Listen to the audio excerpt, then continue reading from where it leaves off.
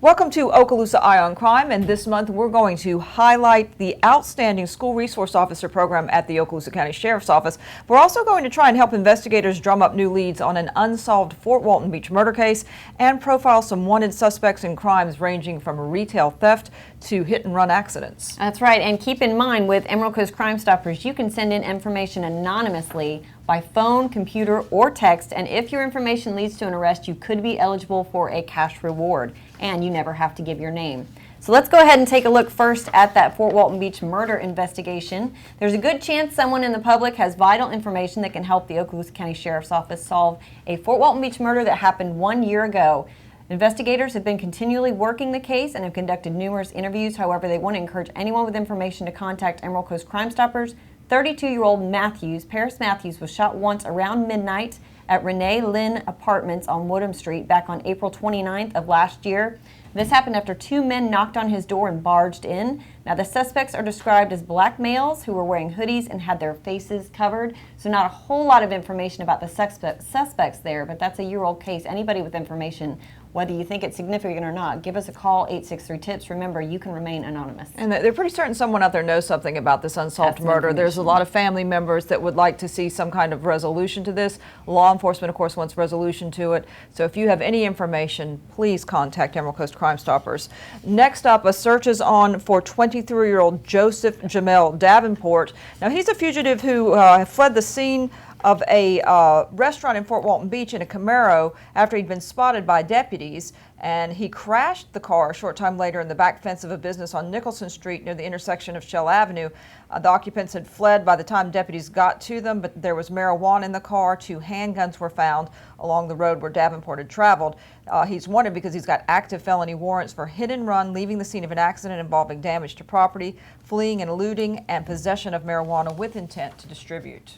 And next up, the Okaloosa County Sheriff's Office is trying to identify these two men, reference a battery that occurred at about 10:15 on the evening of March 11th in the parking lot of the Walmart in Destin. Now, deputies arrived and found the victim bleeding from the nose, and the victim said the two men were actually exiting the store when he stopped his car to allow them to cross. Of course, they had an argument, and then the two men battered the victim. So anybody with information, take a look at those two folks. According to the victim, they were both of Hispanic descent. Next up, if you want a hedgehog, you have to pay for the hedgehog. The Okaloosa County Sheriff's Office is trying to find a man who stole a hedgehog from Petland in Mary Esther back on April 7th. According to the employees, he was a very tan, white male, and he took the hedgehog out of the cage, carried it to an aisle in the back of the store, and concealed it in the inside pocket of his jacket. He then took a bag of hedgehog food, so it's nice to know he at least intends to feed it, and attempted to walk out of the store without paying. They confronted him, and he agreed to come back and pay for the food. And they didn't realize that he actually had the hedgehog hidden in his jacket until they viewed surveillance video. He was with a white female who appeared to be in her late teens to early 20s, and a juvenile female, the suspect about 5'9" tall, and his late teens to early 20s. So if you know who might have stolen a hedgehog, not that many people actually probably have hedgehogs as pets, you might want to take a close look at this picture. And next up, the Fort Walton Beach Police Department needs some help identifying or getting any information regarding an armed robbery that occurred on Buchanan Court. It was during the early morning hours of February 21st. Now, the victim's purse, wallet, and cell phone were taken, but she was not hurt. Suspect is described as a very thin, light black male between 18 and 25 years of age, 6 foot to 6'2" tall with a long, thin nose. He was wearing a black hoodie with a red bandana and armed with a semi-automatic black handgun. Now, anybody with information, of course, you can contact Crime Stoppers, or you can contact Detective Guy at the Fort Walton Beach Police Department. And back on January 31st, between the hours of, or around 1:45 a.m. that was, this man entered the Tom Thumb at 192 West James Lee Boulevard in Crestview, reached across the counter, took 2 tubes containing about $100 that was supposed to be placed into a safe. He was wearing black pants, a black shirt with an unknown logo, a camo jacket, and a black do-rag. And take a look at this fraud suspect. The Fort Walton Beach Police Department is actually trying to identify him. He used a stolen credit card number at the Winn-Dixie on Eglin Parkway recently in Fort Walton Beach. Now, the victim is actually located down in Celebration, Florida, and still has physical possession of the credit card. So it's unknown how the suspect obtained the credit card information. But anybody with information, again, the Fort Walton Beach Police Department, of course, Emerald Coast Crime Stoppers anonymously. Our next case is out of Walton County, where the sheriff's office there responded to a theft call at the Tommy Hilfiger located at Silver Sands Outlet Mall. Sounds like professional shoplifters here. Video footage showing two males removing 25 women's polo shirts, putting them inside a bag and then leaving the store without paying. And the total value of those shirts was nearly $1,200. So if you have any information on the identity of those suspects, please contact Emerald Coast Crime Stoppers. Okaloosa County Sheriff Larry Ashley believes the role played by agency school resource officers has immediate and long-term benefits on everything from crime prevention to helping youngsters become better students and citizens. It's certainly multifaceted, and many residents may not realize just how comprehensive a mission they have, but we've got a video here that's going to spell it out. Take a look.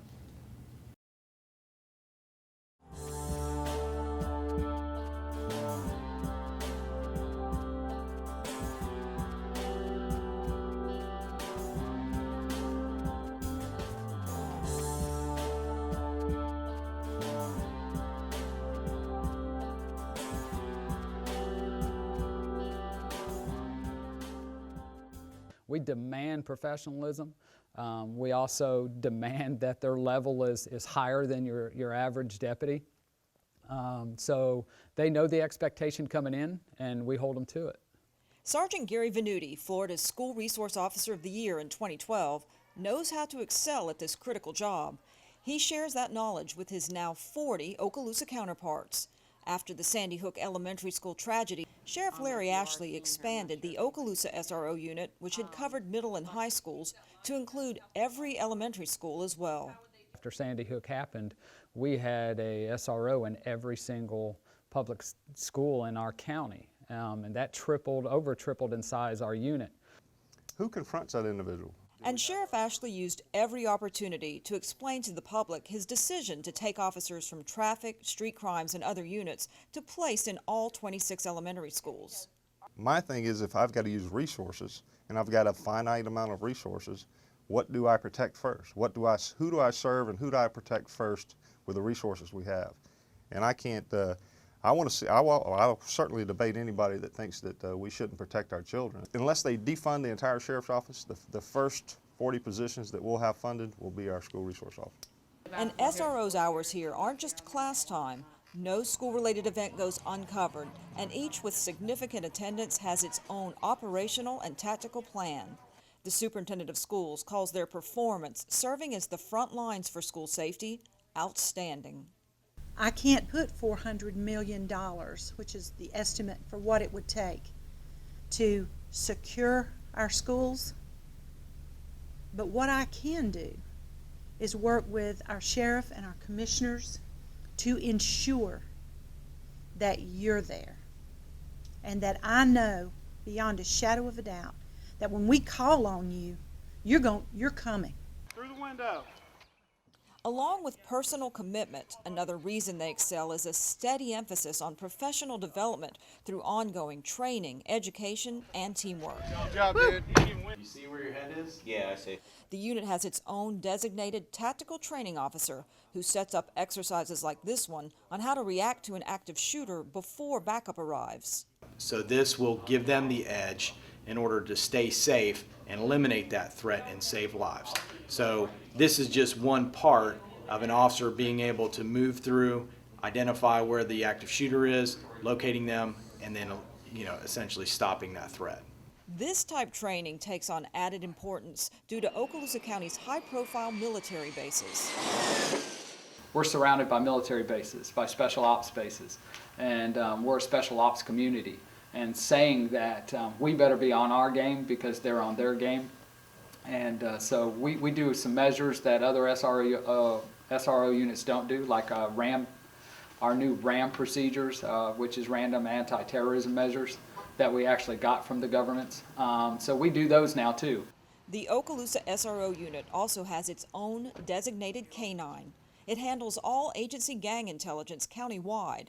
It keeps tabs on Okaloosa's sexual offenders and predators, verifying their addresses are documented and accurate. Looking at the big picture, having the SROs check their offenders in their area of their schools so they can put a face with a name, and what a great idea. It's also now mandatory that all Okaloosa SROs be certified in crisis prevention intervention. There's a designated SRO to write educational curriculum on everything from sexting to cyberbullying, and motivational speakers are often brought in to supplement the messages. Especially at elementary schools, law enforcement officers are rock stars. I mean, it's a totally different environment. It's such an opportunity to educate parents and the community and these kids about how we can help them. She's not really seen as someone from the outside just standing around waiting for the worst case scenario. She's really become a role model to the kids and supports the staff. That is exactly the balance the entire Okaloosa SRO unit has achieved. To reach their fullest potential, their security functions complemented by their efforts to serve as mentors, role models, and educators. Our curriculum section wrote a program called Books to Badges. And it's something that we're implementing in all our elementary schools. And it's an amazing program with the concept based on community service with elementary school kids. Books to Badges transitions to Safety Patrols and the Junior Explorers program in middle schools, and then the Senior Explorers program in high schools. All focus on leadership skills and character building. We also have peer mediation groups within the schools that meet with the SROs at certain schools on every Friday, and they do peer mediation with some of the tougher to teach kids, and that's working really well too. Community service is a constant theme. Okaloosa SROs are instructors for the Teen Driver Challenge, helping young drivers sharpen their driving skills. They organize and oversee Youth Week each June, interacting with middle school students in a fun-filled educational environment that fosters better relationships. They work at the Florida Sheriff's Caruth Camp for disadvantaged youth, donating dozens of bikes last year and working to cram the canoes this year. And their efforts are a foundation of the Shining Star Angel Tree program, providing nearly $10,000 in donated gifts to underprivileged students in 2013. You make it happen, and without your support, the Angel Tree here at the Sheriff's Department wouldn't be possible. In fact, countless positive initiatives and achievements wouldn't be possible in Okaloosa County schools without the constant vigilance, extreme dedication, and passion for children demonstrated daily by Okaloosa County's multifaceted school resource officers. The ongoing daily value of our SROs is measured not just in crises well managed, but in the mentoring, coaching, and caring that these extraordinary officers bring to their jobs and to the young lives they affect and often change for the better. Today, the SRO program is woven into the very fabric of education in our community and in our state. The Okaloosa SRO program is a model for all of Florida, and Florida's SRO program is truly a model for America.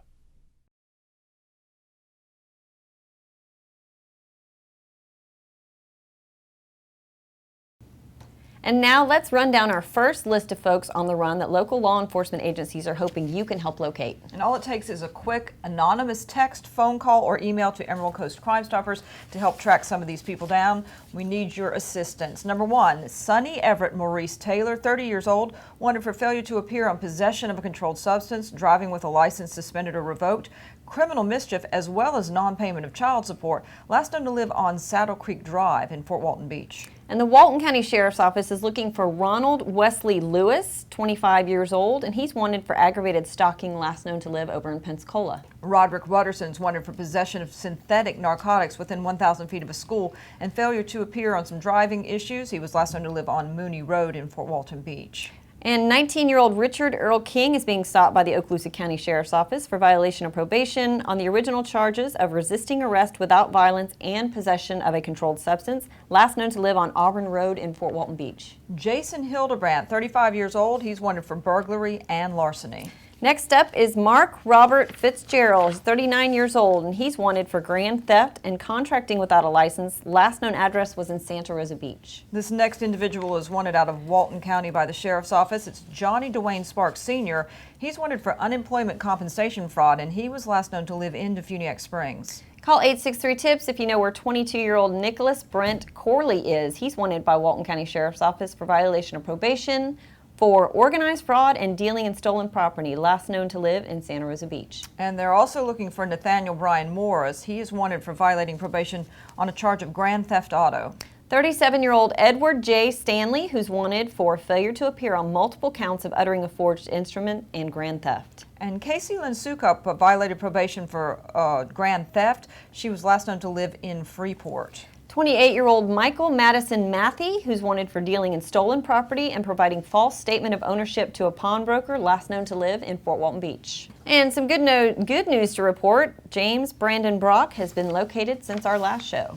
Next up, same story. Hasdale Michael Thacker II, who is wanted for battery on an officer or firefighter, has also been located. But we're still looking for Mark Stephen Hansford, who's a 59-year-old white male. He's wanted for altering a bank bill or note and theft. And this is a familiar name as well. It's Carlos Urbino Suarez, wanted by the Walton County Sheriff's Office for larceny and burglary. And we're still looking for Katina Trenice Moore, who's 32 years old, and she's wanted for violation of probation for grand theft. This next individual was last known to live in Niceville. Brendan Tyler Spears is wanted for violating probation for burglary and grand theft of a firearm.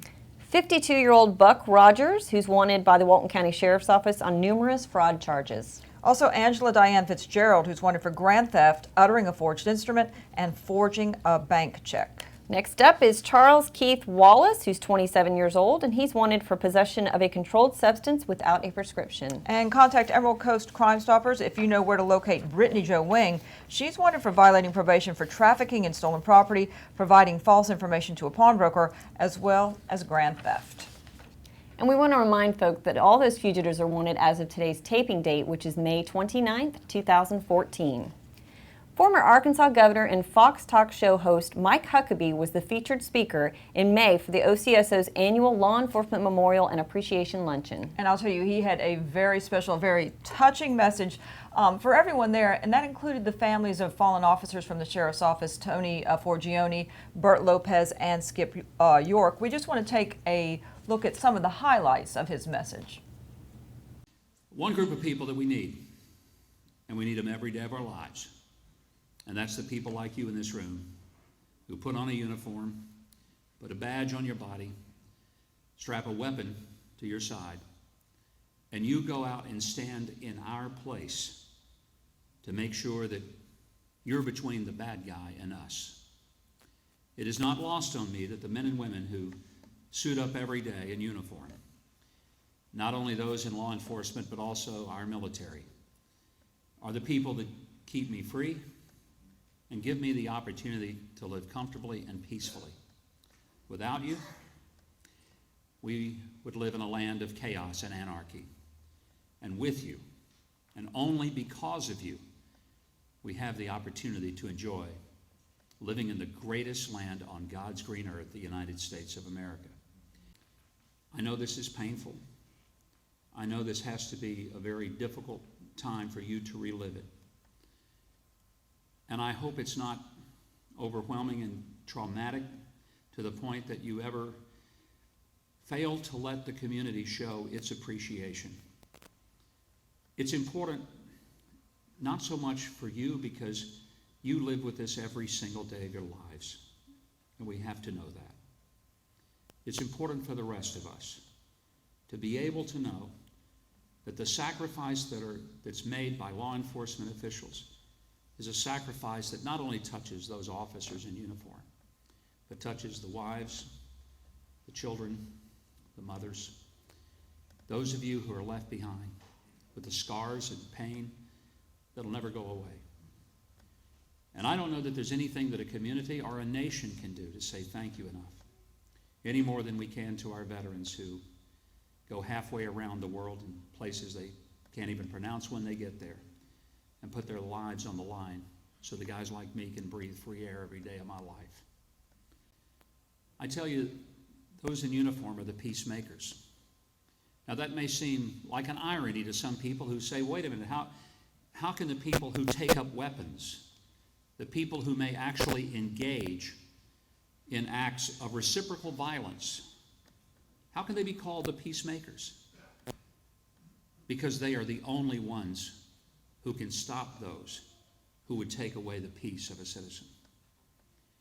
And most importantly, they are the ones who voluntarily have given their lives, their careers, and all of their hopes and aspirations to stand in the way of the bullet that would have been intended for us.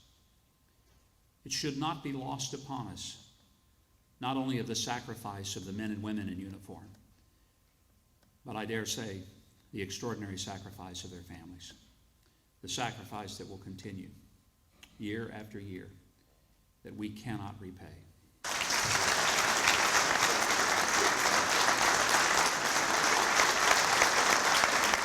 Thank you. Thank you very much. Thank you. Now, the participation of Governor Huckabee and his wife certainly made a very important event even more memorable. The Okaloosa County Sheriff's Office Chaplains Program, of course, organizes the annual luncheon every year. It was absolutely a phenomenal speech, and we'll be profiling more of it on our YouTube channel than that we shared on the show today. Now, this is also the place where the Law Enforcement Officer of the Year for the entire county is noticed, and the nominees this year were the OCSO's Deputy Jonathan Schlager, Tech Sergeant Joe Wachowski of Eglin's 96th Security Forces Squadron, Staff Sergeant Thomas Emmerich of Hurlburt Field's 1st Special Operations Security Forces, 1st Lieutenant Daniel Peterson of the 96th Security Forces again, and Officer Dustin Rosenberg of the Fort Walton Beach Police Department. The recipient for 2013 is Deputy Jonathan Schlager, who also in fact earned the top award as Deputy of the Year for the Okaloosa County Sheriff's Office. Now, last year he responded to 1,698 calls for service and made nearly 90 arrests. Now, his closure rate was 42%, and he logged nearly 340 hours in 2013 as a shift field trainer, training newly hired deputies. And in August, he started working a string of burglaries at self-storage warehouses around the south end of the county. He identified a suspect. He located victims who weren't even aware at that point that they'd been victimized yet. And he helped gather information that eventually led to the suspect's arrest, that is, and the recovery of more than $35,000 in stolen property. Now, Emerald Coast Crime Stoppers actually recently held our first ever Student Crime Stoppers video contest, and wow, did we get some great videos, some creative videos. It was sent out to all the high schools in Okaloosa County, and we're proud to announce and happy to announce that the winner this year is J.P. Talty, I believe that's how you say his name, from Niceville High School, and we want you to go ahead and take a look at this video. This is the winning video of the first ever Student Crime Stoppers video contest. You stop that substance trade, fiends!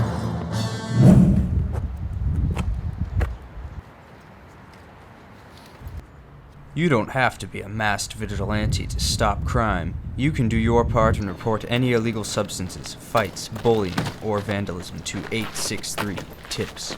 And you can even get paid for it too. Remember, you will always remain anonymous. Crime doesn't pay, but Crime Stoppers does. And congratulations to Niceville High School for the winning video, but we also had great videos from other high schools as well, so let's take a look at our second and third place.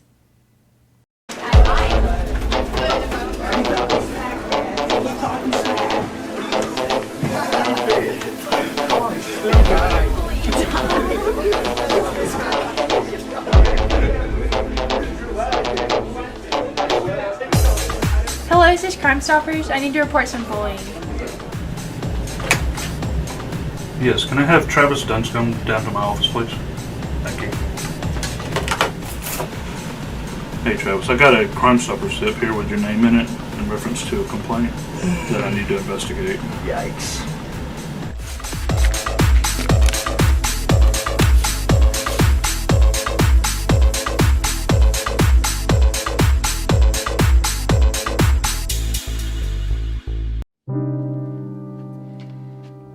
Why are you doing this? Don't worry about it. I looked up to you. Find somebody else to look up to. Austin, you really don't have to do this. I'm gonna do it anyways.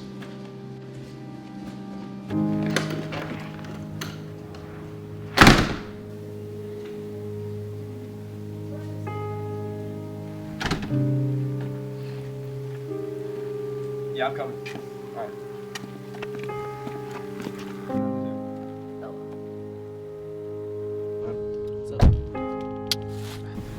I take that for a good time. All right.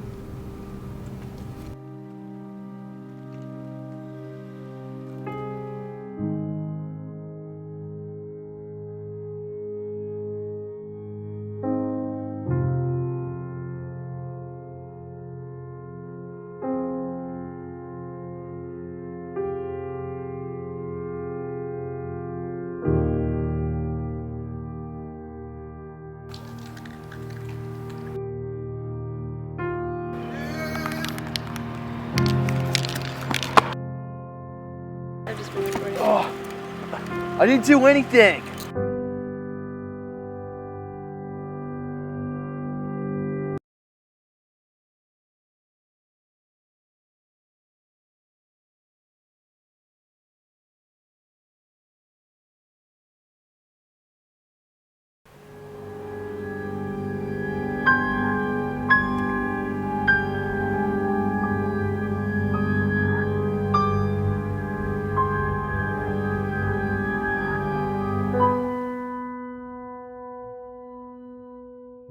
And as you can see, we got some spectacular videos from many local high schools here in Okaloosa County, so great job. It was hard to pick. I know Michelle was a judge, and she can tell you, I think we got about 11 submissions, and it was very hard to narrow it down to just one first place. It really was, and I was so impressed with the quality of what these high school kids were putting together. I mean, amazing. A lot of them have some talent, some potential in that field if they decide to go that route, because there were quite a few that I thought, this is impressive work. It was. Did a great job. And we're going to be uploading all of them to our Facebook page and the YouTube Sheriff's Office channel, so go check them all out. They really are well done.